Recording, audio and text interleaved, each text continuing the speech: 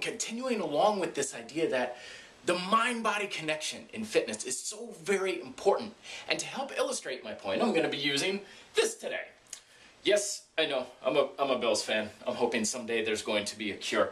It's an affliction I inherited from my father. But anyway, of course, it's the dartboard that I'm talking about. Now, I got into darts when I was much younger, and an interesting thing happens when you throw darts for about an hour to 2 hours every single day, as I did back in high school. At first, you're throwing darts all over the place. You know, landing up in here and in the wall and you know, maybe you're hitting the board half the time. Then, over time, if you're aiming for the bullseye, as I was, they get tighter, tighter, tighter groupings to the point where I was probably hitting a bullseye or a center bullseye once every 3 or 4 throws.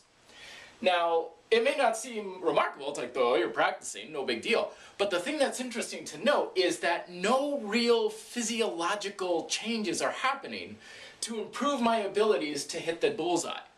It's almost all completely upstairs. And my hand, my throwing motion, isn't really changing to any great degree. But the results are changing greatly because of what's going on in my mind. Every single time I'm throwing that dart, it's landing somewhere else, and I'm processing that information and saying, okay, now you got to change things up a little bit with every single throw.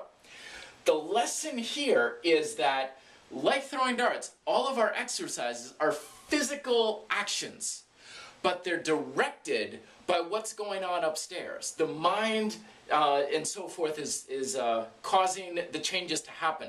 So exercise, fitness, all the changes we're looking for are mentally directed and physically executed. Okay, now if there's half of that missing, we got nothing.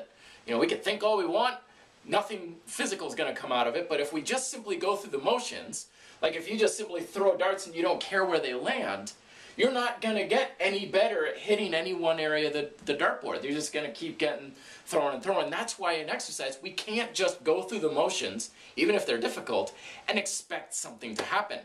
In the next few videos, I'll be discussing exactly what kind of strategies we can use to tune the mind into directing our exercise in the direction we want to go in.